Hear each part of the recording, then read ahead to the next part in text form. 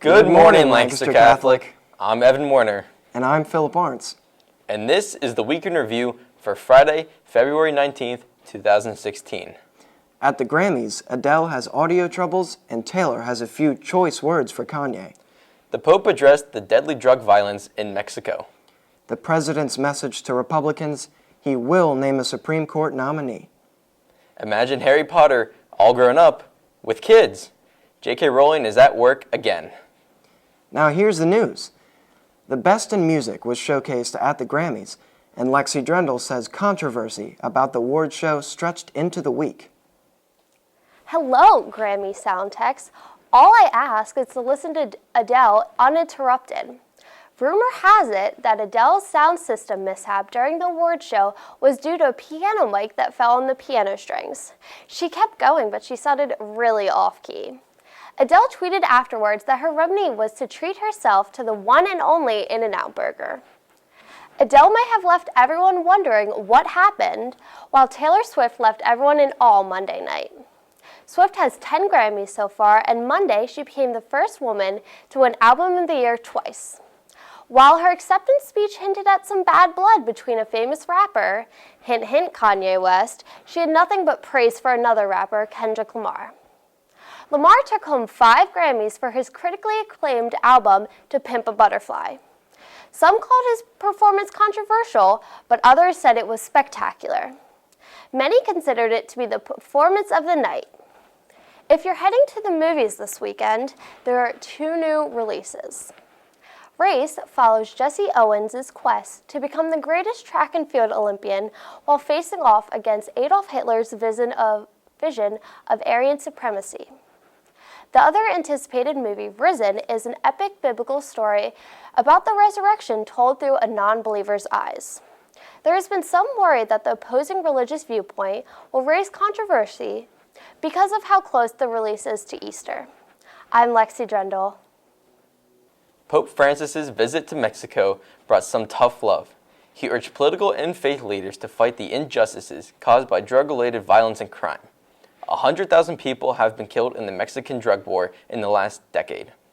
Pope Francis is challenging his bishops to combat the awful violence. He says that the clergy has the duty to provide justice and security to their people. President Obama isn't letting Republican threats stop him from nominating a new Supreme Court justice. The position is open because of the sudden death of Justice Antonin Scalia. The president says the Constitution gives him the right and it's his obligation to nominate someone for the seat. Republicans want the decision left to the next president, who they hope will be a Republican. That way, Scalia's successor would likely be another conservative justice.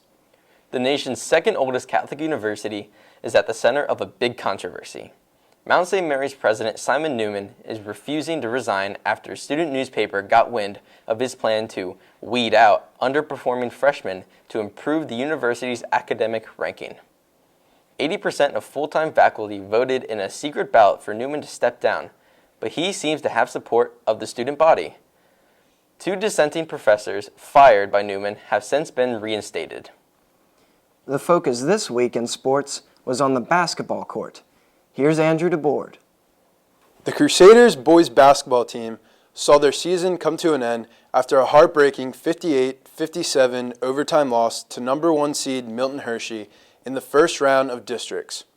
Congratulations, guys, on a great season. The Crusader girls rolled over West Perry in the first round of districts. With their 53-34 win, they advanced to the quarterfinals against Northern Lebanon at Garden Spot High School tomorrow night at 7:30. Be there to cheer them on. Some coaching changes for Crusader football. Lancaster Catholic assistant football coach and defensive coordinator Jerry Novak is leaving the program to take the head coaching job at Conestoga Valley High School. He had previously coached there for over 20 years. I'm Andrew DeBoard. Gas prices are really low in our area, but not as low as in a neighborhood in Toledo, Ohio. For 3 hours on Sunday, customers at one gas station were able to fill up for 26 cents. There was a glitch in the computer system that showed the ridiculously low price. But the best part is that a nearby gas station, unaware of the computer glitch, lowered their prices in order to compete. You gotta love technology. The big-time pharmaceutical executive who raised the price of a life-saving HIV drug by 5,000% is getting a taste of his own medicine. Over the weekend, Martin Shkreli tried to buy the rights to Kanye West's new album for $15 million. A man named Daquan, claimed to be from Kanye's label, contacted Shkreli and did an online exchange for the rights. But it was a scam. Shkreli never received anything and lost $15 million doing so. Congratulations, Shkreli. You played yourself. Good news for Harry Potter fans, we're getting an 8th book. Woo! It's called Harry Potter and the Cursed Child. It's set to release on July 31st.